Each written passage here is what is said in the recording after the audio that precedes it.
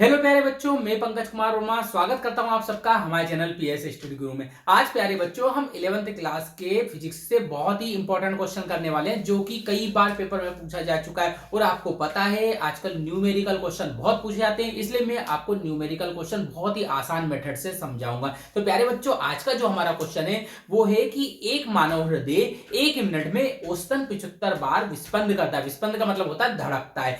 एक मानव हृदय जो है वो 1 मिनट में 75 बार धड़कता है। उसका आवर्तकाल और आवृत्ति ज्ञात कीजिए। प्यारे बच्चों, हमें सबसे पहले इसका आवर्तकाल ज्ञात करना है और फिर उसके लिए हमें क्या निकालनी है, उसकी आवृत्ति ज्ञात करनी है। अब प्यारे बच्चों, सबसे पहले इस क्वेश्चन में हमें क्या दिया हुआ है, हम यहाँ पे देखते हैं कि दिया हुआ है हमें समय। हमें क्या दिया हुआ है, समय दिया हुआ है। तो हमने यहां लिख दिया समय जो है वो कितना दिया हुआ है, हमें 1 मिनट दिया हुआ है। ये लिख दिया हमने यहाँ पे 1 मिनट। और 1 मिनट में प्यारे बच्चों कितने सेकंड होते हैं, 60 सेकंड होते हैं। कितने सेकंड होते हैं, 60 सेकंड होते हैं 1 मिनट के अंदर। ठीक है प्यारे बच्चों, अब देखो यहां पर हमें दे रखा है धड़कनों की संख्या। धड़कनों की संख्या। अब प्यारे बच्चों, यहाँ पे जो धड़कनों की संख्या वो कितनी दे रखी है, 75 दे रखी है। हमने यहाँ पे लिख दी 75 जो है वो धड़कनों की संख्या। प्यारे बच्चों, सबसे पहले हमें यहाँ निकालते हैं आवर्तकाल। आवर्तकाल, अब आवर्तकाल क्या होता है, सबसे पहले इसकी डेफिनेशन भी समझ लेते हैं प्यारे बच्चों अपन। एक दोलन पूरा करने में जितना समय लगता है ना, एक किसी भी वस्तु को एक दोलन पूरा करने में जितना समय लगता है उसे बोलते हैं हम आवर्तकाल। तो ऐसे ही आवर्तकाल हमें किसका निकालना है, धड़कनों का निकालना है। तो एक धड़कन को,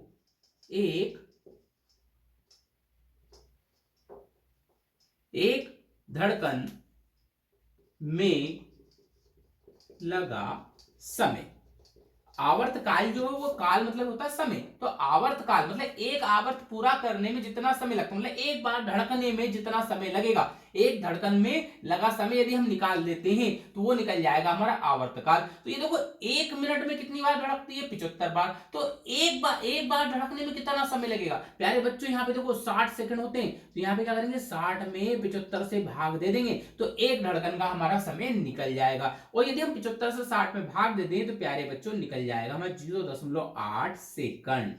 ये निकल गया हमारा आवर्तकाल। अब प्यारे बच्चों, दूसरे नंबर पर हमें निकालनी है आवृत्ति। देखो कितना सरल है, बहुत ही सरल तरीके से इस क्वेश्चन को सोल्व कर सकते हैं। अब आवृत्ति कैसे निकाल सकते हैं प्यारे बच्चों, एक तो आप डायरेक्ट निकाल सकते हो। आवृत्ति जो वो 1/, आवर्तकाल होती है, मतलब 1 के बटे में 0.8 लिख के भी आप यहाँ पे आवृत्ति निकाल सकते हो। या फिर आप आवृत्ति को ऐसे भी लिख सकते हो, ये एक धड़कन में लगा समय है। यहाँ पे 1 सेकंड में कितनी बार धड़कती है ना, धड़कन 1 सेकंड में जितनी बार कोई सी भी वस्तु क्या करती है, दोलन करती है, उसे बोलते हैं हम आवृत्ति। तो यहाँ 1 सेकंड में, 1 सेकंड में धड़कनों की संख्या, 1 सेकंड में जो है वो धड़कनों की संख्या निकाल लो, आपकी आवृत्ति पता चल जाएगी। और इसे निकालने का क्या तरीका है प्यारे बच्चों, 75 में क्या करो, 60 से भाग दो। देखो इसमें उल्टा किया था, 60 में 75 से भाग देते हैं, 75 में 60 से हम भाग देंगे। और यदि हम 75 में 60 से भाग दे दें तो ये आएगा 1.2। और ये क्या निकाल लिया अपन ने, आवृत्ति निकाल ली। तो प्यारे बच्चों ये निकल गया 1.2 धड़कनों की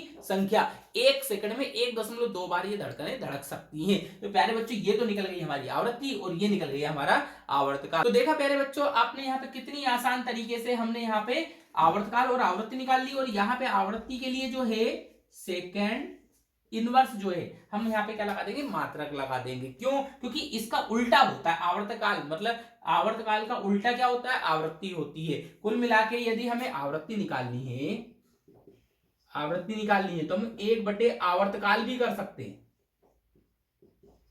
आपकी आवृत्ति निकल जाएगी। आपका ये फॉर्मूला भी आप लगा सकते हो या फिर आप इस तरीके से भी निकाल सकते हो। तो प्यारे बच्चों देखो आपने कितनी आसान तरीके से इस क्वेश्चन को सोल्व कर दिया। मैं आपको 11th क्लास के फिजिक्स के सारे न्यूमेरिकल क्वेश्चन इतने ही आसान तरीके से सोल्व करना सिखाऊंगा। और प्यारे बच्चों, आप एग्जाम में कभी भी न्यूमेरिकल क्वेश्चन नहीं छोड़कर आएंगे। तो प्यारे बच्चों, उसके लिए क्या करना है, हमारे चैनल को सब्सक्राइब कर लीजिए और बेल आइकन को प्रेस कर लीजिए, जिससे कि आगे आने वाली वीडियो के नोटिफिकेशन भी आपको मिल सके। और प्यारे बच्चों, इसमें यदि आपको पूरा भी भाग देना है तो आप और भी आगे दे सकते हैं, आपका ये आंसर इस तरीके से आ जाएगा। तो प्यारे बच्चों वीडियो को लाइक कर दीजिए और फटाफट कमेंट करके बताइए ये क्वेश्चन आपको समझ में आया या नहीं आया। यदि आपको कोई से भी क्वेश्चन में दिक्कत आती है तो आप कमेंट करके जरूर बताएं, उसके लिए सॉल्यूशन हम आप तक जरूर पहुंचाएंगे। प्यारे बच्चों आप कहीं भी रहते हैं, किसी भी कोने में रहते हैं, आप कमेंट करके बता सकते हैं और अगले वीडियो में उसका सॉल्यूशन मैं आप तक जरूर पहुंचाऊंगा। तो प्यारे बच्चों कमेंट करके अपनी परेशानी जरूर हमारे साथ शेयर करें।